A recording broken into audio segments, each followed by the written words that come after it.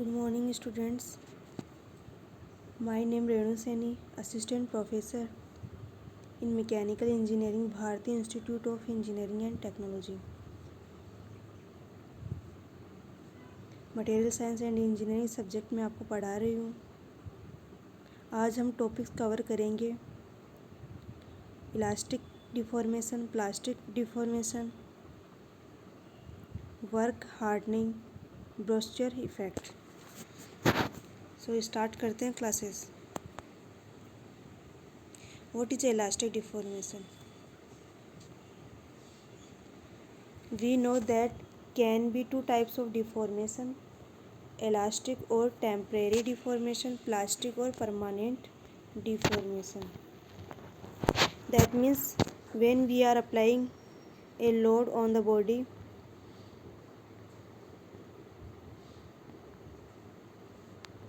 suppose this is the rod and this is the material in the rod L. When we are applying tensile force T,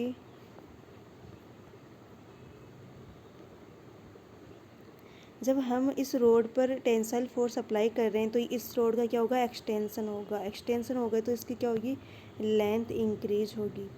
ठीक है, length increase होगी। इसके बाद में जब हम ये वाला जो टेंसाइल लोड है उसको अगर रिमूव कर दे, इसको रिमूव कर दे तो ये क्या आ जाएगी, अपनी ओरिजिनल जो शेप है उसमें क्या आ जाएगी, वापस आ जाएगी। ठीक है, तो वो क्या होता है आपका इलास्टिक डिफॉर्मेशन। ठीक है, आपको एक बार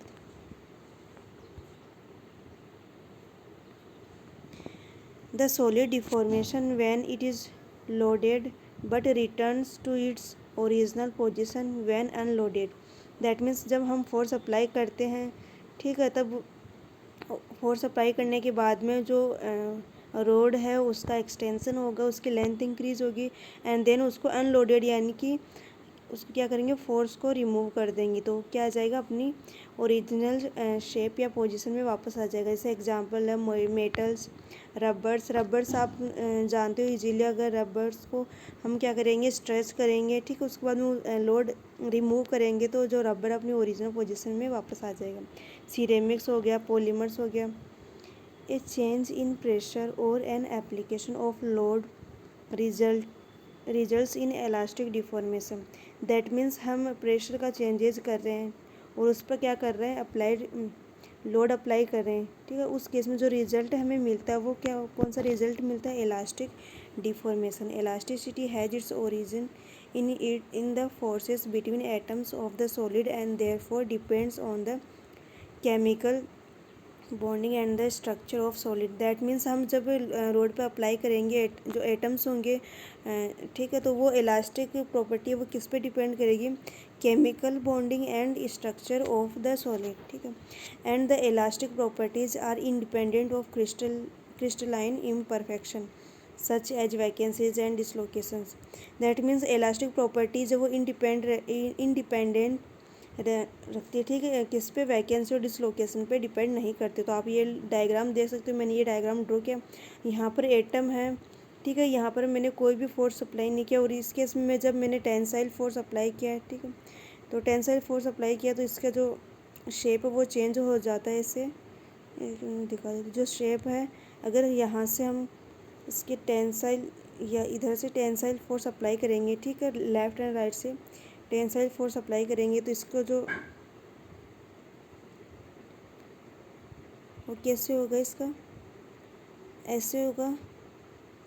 ठीक है, ये ऐसे होंगे एटम्स, आप इसे बना लेना, बनी नहीं है। और जब इस पर हम कॉम्प्रेसिव फोर्स अप्लाई करेंगे तब ऐसे होंगे। ये एग्जैक्टली ऐसे ही थे, लेकिन ये पिक्चर्स लेने के बाद इसकी डायरेक्शन चेंज हो गई। ठीक है, नेक्स्ट हम बात करते हैं प्लास्टिक डिफॉर्मेशन। तो हमने अभी इलास्टिक डिफॉर्मेशन पढ़ा था, अब हम पढ़ेंगे plastic deformation. Plastic deformation of metal produces a permanent changes in the shape of metal. It can take place by two different modes of movement of atoms in a crystal. That means suppose करो मैंने एक material लिया है, ठीक है, जब मैं इस पर फोर्स अप्लाई करूँगी, टेंसाइल फोर्स अप्लाई किया है, तो इसकी लेंथ क्या हुई, इंक्रीज हुई। इसकी लेंथ क्या हुई, इंक्रीज हुई। फिर इसके बाद जब मैंने जो लोड है उसको रिमूव कर दिया, ठीक है, लोड को रिमूव कर दिया, तो इसके इसकी जो साइज़ है वो अनचेंज्ड रह जाएगी, ठीक है। मीन्स इसकी साइज़ है वो चेंज नहीं रहेगी। इलास्टिक केस में क्या था, जब हम इस पर लोड हटा रहे थे तो इसकी जो ओरिजिनल पोजीशन थी वहाँ पर वापस आ जाता है। जबकि प्लास्टिक के केस में क्या होता है, जब हम फोर्स रिमूव करते हैं तो जो इसकी पोजीशन होती है वो वापस नहीं होती है, वो क्या हो जाती है, परमानेंट हो जाती है। देखो यहाँ पर मैंने नाम भी दिया है, इलास्टिक का मीन्स परमानेंट डिफॉर्मेशन हो जाएगा। जो डिफॉर्मेशन हम जिस रोड पर दे रहे हैं, ठीक है, तो वो कौन सा डिफॉर्मेशन हो जाएगा, परमानेंट डिफॉर्मेशन। ऐसे इलास्टिक है तो टेम्परेरी डिफॉर्मेशन होता है।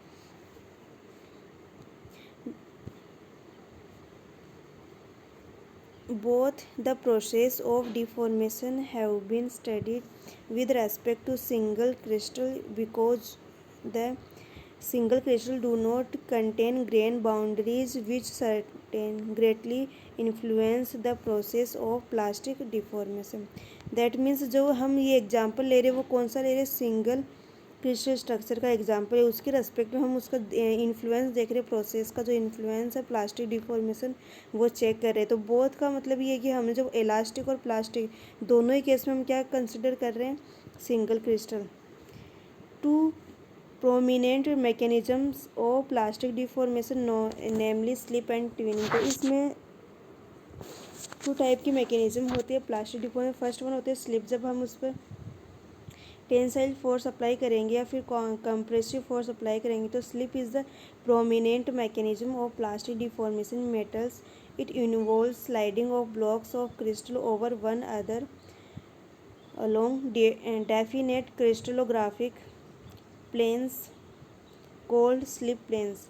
It is analogous to a deck of cards when it is pushed from one end. Slip occurs when shear stress applied exceeds a critical value. That means इसके case में क्या होता है, जब हम एक ब्लॉक कंसिडर करते हैं, ठीक है, एक ब्लॉक कंसिडर करते हैं, फिर आप कोई भी कार्ड्स वगैरह, ठीक है, इस लाइन में अरेंजमेंट है, और यहाँ पर सपोज करो मैं यहाँ से एक फोर्स लगाऊँ, ये सपोज करो आपकी जो जितनी भी बुक्स आपने सारी बुक्स एक ही लेयर में आपने क्या कर दी, रख दी है, ठीक है, वो आपने यहाँ से एक फोर्स लगाया है, टेंसाइल फोर्स या कंप्रेसिव, ठीक है, तो वो क्या होगा, वो एक स्लिप होगी, ठीक है। तो यहाँ से एक पॉइंट होगा जहाँ से वो क्या होगी, स्लिप होगी, तो एक प्लेन बनेगा, स्लिप प्लेन, तो यहाँ से क्या होगी, ये स्लिप हो जाएगी। तो यही होता है आपका slip. During slip each atom usually move some in integer number of atomic distances along the slip plane producing a step, but the orientation of the crystal remains the same. Generally, the slip plane is the plane of greatest atomic density and the slip direction is the closed back direction. जब हम बात slip direction होती है वो कौन सी होती है, close back direction होती है, ठीक है। और स्लिप प्लेन कौन सा होता है, एटॉमिक डेंसिटी ही कौन सी होती है, स्लिप प्लेन होती है। आप ये देख सकते हो डायग्राम, अनडिफॉर्म्ड क्रिस्टल है, जब यहाँ पर फोर्स अप्लाई करेंगे, ठीक है, या इस तरफ फोर्स अप्लाई करेंगे तो यहाँ से जो ब्रेक होगा, यहाँ से एक लेयर ब्रेक होगी जिसको हम आफ्टर स्लिप या स्लिप प्लेन बोलते हैं, ठीक है। नेक्स्ट हम बात करते हैं ट्विनिंग। ट्विनिंग क्या है, portion of crystal takes up an orientation that is related to the orientation of the rest of the untwinned lattice in a definite symmetrical way. The twinning portion of the crystal is a mirror image of the parent crystal. That means जब हम एक example लेते हैं, suppose ये वाला example है, ये क्या है, अनडिफॉर्म्ड क्रिस्टल है, ठीक है, और यहाँ पर जब हम टेंसाइल फोर्स अप्लाई करते हैं तो उस केस में जो ये लेयर है वो ब्रेक नहीं होती, स्लिप वाली प्लेन, जबकि जो ये मूवमेंट है, इसका मूवमेंट है वो क्या होता है, कर्वीय होता है, ट्विनिंग होता है। तो इस केस में क्या होता है आपका, the plane symmetry is called twinning plane and the important role of twinning in plastic deformation is that it causes changes in plane orientation so that further slip can occur. That means जो ये वाला plane है, इस plane को क्या बोलते हैं, twinning plane. जिस प्लेन के रेस्पेक्ट में ये ट्विन कर रहा है, ट्विन, ठीक है, मूव कर रहा है, ट्विन कर रहा है, कर्व ले रहा है, उस प्लेन को क्या बोलते हैं, ट्विनिंग प्लेन। अब नेक्स्ट हम पॉइंट पढ़ते हैं वर्क हार्डनिंग, ठीक है। What is the work hardening. Work hardening मैं पहले आपको डेफिनेशन से पहले मैं बता देती हूँ what is the work hardening. Suppose करो ये क्या है, मेटेलिक रोड है, ठीक है। मैंने इस पे क्या किया, फोर्स अप्लाई किया, मैंने इस पे टेंसाइल फोर्स अप्लाई किया, टेंसाइल फोर्स अप्लाई किया, ठीक है। जब मैंने इसको टेंसाइल फोर्स अप्लाई किया तो ये क्या हो गया, इसके जो जो बॉडी है वो स्ट्रेच होके इस फॉर्म में आ गई, ठीक है। इस फॉर्म में आने के बाद में मैंने क्या किया, जो लोड है उसको क्या कर दिया, रिमूव कर दिया, लोड को रिमूव कर दिया, ठीक है। अब लोड को रिमूव करने के बाद में जो फोर्स यहाँ पर अप्लाई थे वो क्या होंगे, अपनी ओरिजिनल पोजीशन वापस आने की कोशिश करेंगे। लेकिन जो बट जो मटेरियल उसकी प्रॉपर्टी क्या है, प्लास्टिसिटी है, प्रॉपर्टी क्या है, प्लास्टिसिटी, जो मटेरियल की प्रॉपर्टी है वो प्लास्टिसिटी, दैट मीन्स जो मटेरियल है वो अपनी ओरिजिनल शेप में वापस नहीं आ सकता है, ठीक है। तो इस केस में क्या होगा, जो यहाँ पर जो फोर्सेस अप्लाई हो रहे थे, जो फोर्सेस जब हम फोर्स यहाँ से रिमूव करें तो यहाँ पर जो फोर्सेस अप्लाई हो रहे थे वो फोर्सेस यहाँ पर क्या हो जाएंगे, स्टोर हो जाएगा। इस केस में क्या हो जाएगी, जो फोर्सेस यहाँ पर थे वो स्टोर हो जाएगा। स्टोर होने के बाद में अगर हम दोबारा इस पर फोर्स अप्लाई करेंगे, ठीक है, दोबारा हम इस पर टेंसाइल फोर्स अप्लाई करेंगे तो उस केस में क्या होगा, उस केस में जो ये फोर्सेस जो एनर्जी स्टोर हुई है उस एनर्जी के रेस्पेक्ट में भी हमें फोर्स लगाना पड़ेगा, यानी कि जो इसकी स्ट्रेंथ है वो इंक्रीज़ हो जाती है। स्ट्रेंथ इंक्रीज़ हो जाती है तो दोबारा अगर हम फोर्स लगाएंगे तो हमें क्या और फोर्स लगाना पड़ेगा, ठीक है, हमें क्या करना पड़ेगा, और फोर्स लगाना पड़ेगा।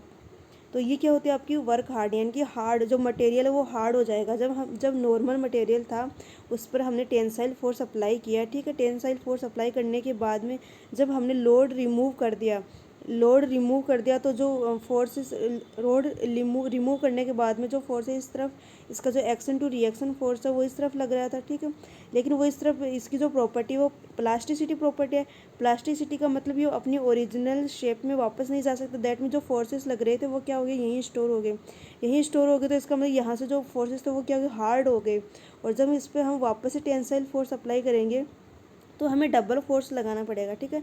एक जो इसके रेस्पेक्ट जो हार्ड है वो क्या होगी, डबल लगाना पड़ेगा, यानी कि एक तो जो यहाँ पर जो एनर्जी स्टोर हुई वो फोर्स लगाना पड़ेगा प्लस और जो पहले हम जो जितना फोर्स लगाया था, जिस केस में क्या था वर्क वो स्ट्रेच हो रहा था तो उस केस में तो ऐसे क्या होता है, ये वर्क हार्डनिंग हो जाता है, इसकी जो स्ट्रेंथ है वो क्या हो जाती है, इंक्रीज़ हो जाती है। इसे ही हम क्या कहते हैं, work hardening. When we apply tensile load to a body, then it will plasticity deform. Then body will try to come it in its original position, but it will not come because of its plasticity. Then internal forces will set up in the body, which will give strength and hardness to the body. It is called work or strain hardening.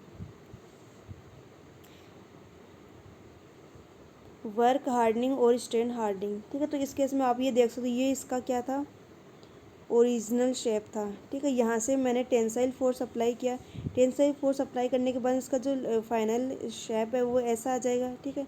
इसके बाद में जब final shape ऐसा आ गया इसके बाद में जो फोर्सेस लग रहे थे उनको क्या कर दिया, रिमूव कर दिया, उनको रिमूव कर दिया। तो जो रिमूव करने के बाद में जो इनका जो एक्शन टू रिएक्शन फोर्स, आपने न्यूटन्स लॉ ऑफ मोशन पढ़ा होगा, एक्शन टू रिएक्शन होता है, ठीक है। तो यहाँ पे जो फोर्सेस है वो ओरिजिनल पोजीशन में वापस आने की कोशिश करेंगे।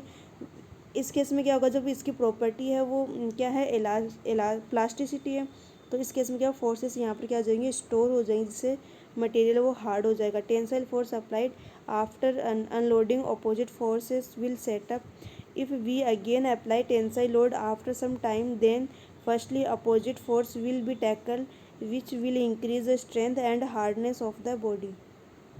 ठीक है, आई थिंक आपको समझ में आ गया। ये आप देख सकते हो स्ट्रेन हार्डनिंग का डायग्राम, इसमें 3 फेजेज है। जब हम resolve C S stress apply करते हैं with respect to C S strain, तो इस केस में जो इंक्रीज़ हो रहा है वो स्लोली इंक्रीज़ हो रहा है। इस केस में हाईली रेट इंक्रीज़ हो रहा है स्टेज थर्ड में, एंड देन हाईली, आप यहाँ पर देख सकते हो 3 stages of work hardening for a work hardenable metal are shown in stress strain curve.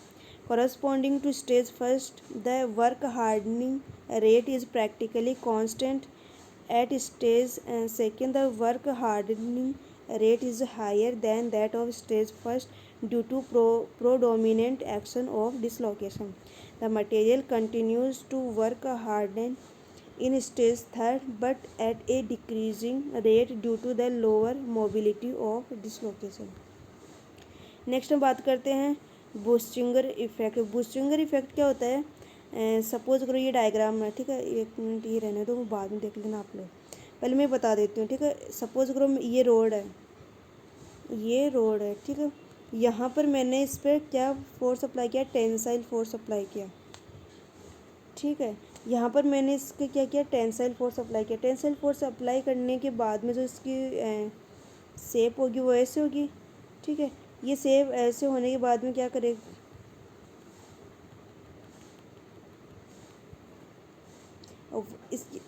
इसका एक्सटेंशन होने के बाद में हमने क्या कर दिया?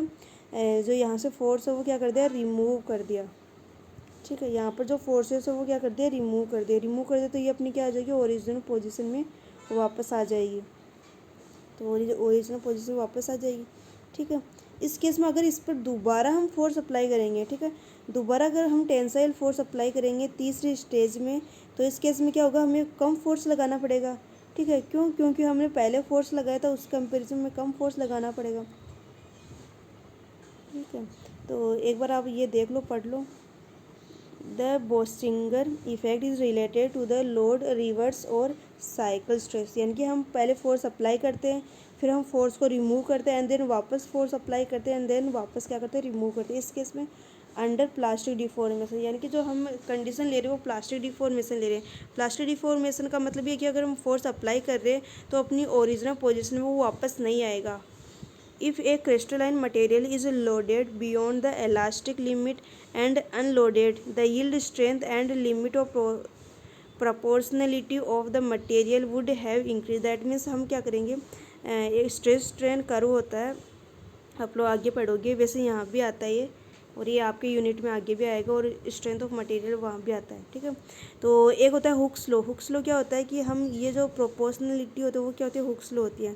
जब हम फोर्स अप्लाई करते हैं, ठीक है, जब हम फोर्स अप्लाई करते हैं तो जो फोर्स होता है वो प्रोपोर्शनल होता है, किसके? एक्स के प्रोपोर्शनल होता है। तो यहाँ तक जो होती है, यानी कि ये अपनी ओरिजिनल पोजीशन में वापस आने की कोशिश करता है, वो होता है रीजन। उस रीजन को क्या बोलते हैं हम? Elasticity region. उसके बाद में क्या होता है? प्लास्टिक रीजन स्टार्ट होता है। उससे पहले आता है यील्ड पॉइंट। यील्ड पॉइंट वो पॉइंट होता है कि जब वो प्लास्टिक रीजन में एंटर करता है ना, that means the point of yield point, ठीक है। उस केस में क्या होता है? जब हम उसका जो लोड है वो अनलोडेड करेंगे, यानी कि जो मटेरियल उस पर हम फोर्स लगा रहे थे और वो फोर्सेस हटा देंगे, टेंसाइल फोर्स, सपोज को टेंसाइल फोर्स लगा रहे वो हटा देंगे, ठीक है। और जो केस ले रहे हैं हम प्लास्टिक डिफॉर्मेशन केस ले रही है, यानी कि अपने ओरिजिनल पोजीशन में वापस नहीं आएगा। तो इसका जो ग्राफ बनेगा वो ऐसे बनेगा, यानी कि ये जो डिस्टेंस है ये एक्स डिस्टेंस है, ये एक्स डिस्टेंस क्या है? ये एक्सटेंसन, यानी जो मटेरियल वो इतनी जो डिस्टेंस है वो कवर नहीं करेगा, तो वो क्या होता है आपका? Yield point. और ये जो एंटरिंग रीजन होता है वो कौन सा होता है? Plasticity deformation. तो यही बोल रहा है कि crystalline material is loaded beyond the elastic limit and unloaded the yield strength and limit of proportionality. इसी को हम बोलते हैं, जो ये वाला होता है इसको क्या बोलते हैं? Limit of proportionality of the material would have increased, but if the stress is applied in the opposite direction the same result will be produced, ठीक है। यानी कि अगर हमने फोर्स टेंसाइल लगा रखा था पहले और उसके बाद अगर हम कॉम्प्रेसिव फोर्स लगाएंगे तो हमें जो रिजल्ट मिलेगा वो भी सेम मिलेगा। दैट मीन्स फर्स्ट केस में क्या रिजल्ट मिल रहा था हमें? फर्स्ट केस में जो ये प्रोपोर्शनल लिमिट, ये वाली जो लिमिट होती है फोर्स वर्सेस टू डिस्टेंस, या फिर हम ये भी बोलते हैं stress versus two strength, proportional limit होती है, ठीक है। ये होता है इलास्टिक पॉइंट। उसके बाद में आता है यील्ड पॉइंट। यील्ड पॉइंट आपका यहाँ आता है, फिर प्लास्टिक डिफॉर्मेशन आता है, ठीक है। तो जब हम फोर्स रिमूव करेंगे, लोड रिमूव करेंगे, ठीक है, तो इसकी जो प्रोपोर्शनलिटी है वो भी इंक्रीज हो जाएगी। तो देखो यहाँ पर प्रोपोर्शनलिटी इसकी लेंथ इतनी थी और यहाँ पर इसकी लेंथ इतनी, तो इसके कंपैरिजन में इसकी लेंथ क्या हो रही है? इंक्रीज हो रही है। तो ऐसे अगर हम उस पर कॉम्प्रेसिव फोर्स लगाएंगे तो उस केस में भी क्या होगा? इंक्रीज होगा। The elastic strain is recovered, but the plastic strain remain as a permanent set.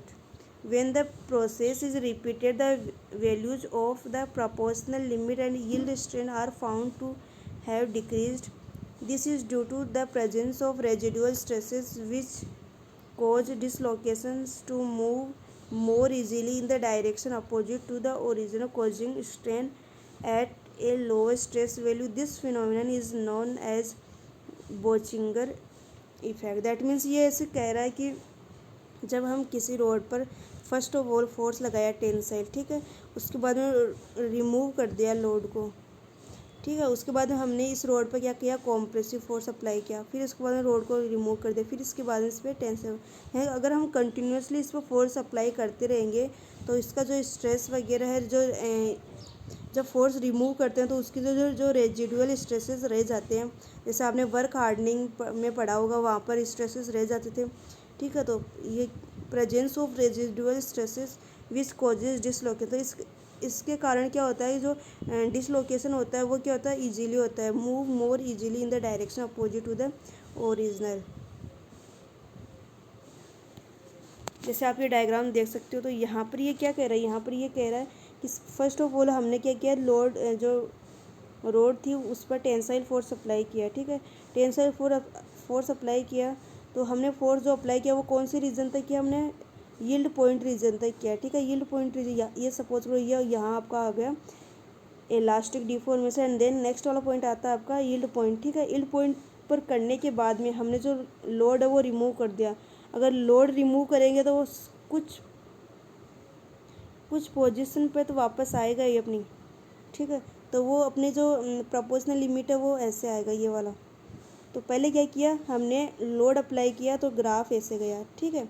इसके बाद हमने अगर लोड को रिमूव करेंगे तो ग्राफ वापस अपनी पोजीशन में आएगा, लेकिन वो क्या है, प्लास्टिक डिफॉर्मेशन। प्लास्टिक डिफॉर्मेशन के केस में क्या होगा, आपकी जो ओरिजिनल पोजीशन में नहीं आएगा, तो यहाँ तक आएगा, ठीक है। इसके बाद में क्या होगा, हम उस पर कंप्रेशन करेंगे, जो लोड है उस पर उसको कंप्रेस करेंगे, तो जो आपका ग्राफ है वो नीचे की तरफ जाएगा, ठीक है, यहाँ तक जाएगा। फिर उसके बाद में हम जो कॉम्प्रेसिव लोड है उसको हटा दिया। कॉम्प्रेसिव लोड को हटाने के बाद में क्या, जो उसकी पोजीशन वो वापस आने की कोशिश करेगी, तो वो यहाँ तक। फिर इसके बाद में उस पर क्या किया हमने, टेंसाइल फोर्स अप्लाई किया। तो ये अगर हम इस पर दोबारा टेंसाइल फोर्स सपोज कर रिवर्स में जाए, हम फर्स्ट ऑफ ऑल हम क्या करें, उस पर कॉम्प्रेसिव फोर्स अप्लाई करें, ठीक है, फिर उसके बाद में उस पर टेंसाइल फोर्स अप्लाई करें। तो हमने पहले कॉम्प्रेसिव फोर्स अप्लाई किया। कॉम्प्रेसिव फोर्स अप्लाई करेंगे तो आपका जो मटेरियल है, ठीक है, उसकी जो स्ट्रेन ऑफ रेट है वो क्या होगी, ऐसे होगी। फिर उसके बाद में जो ये वाला रीजन है ये क्या है, टेंशन रीजन। फिर उसके बाद में हम उसी रोड पर क्या कर रहे हैं, टेंसाइल फोर्स अप्लाई कर रहे हैं, तो ये ग्राफ बनता है। दैट मीन्स मैं ऐसे बोल रही हूँ कि ये रोड यहाँ से स्टार्ट करते हैं, तो ये वाला रीजन कौन सा है आपका, ये वाला रीजन टेंशन जोन है और ये वाला कंप्रेशन जोन है। हमने सिर्फ एक रोड लिया, इस रोड पर पहले हमने टेंसाइल फोर्स अप्लाई किया, ठीक है, फिर इसके बाद में हमने इस पर कॉम्प्रेसिव फोर्स अप्लाई किया। तो जो ये वाला है ये ओवरऑल पहले टेंसाइल फोर्स अप्लाई किया, फिर उसके बाद कॉम्प्रेसिव फोर्स अप्लाई किया। ऐसे हमने अदर या दूसरा मेटल लिया या रोड ली, ठीक है। इस पर सबसे पहले हमने यहाँ से अगर स्टार्ट करें, यहाँ से सबसे पहले हमने इस पर कंप्रेशन फोर्स अप्लाई किया, कर दिए यहाँ तक, ठीक है। इसके बाद में कंप्रेसिव फोर्स अप्लाई करने के बाद में इस पर हमने क्या किया, टेंसाइल फोर्स अप्लाई किया। टेंसाइल फोर्स अप्लाई करें तो आपका ग्राफ ऐसे आता है, यानी कि दोनों रिवर्स साइकिल में आपका क्या करता है, ये वर्क करता है। तो आप लोग ये देख सकते हो, यहाँ से ये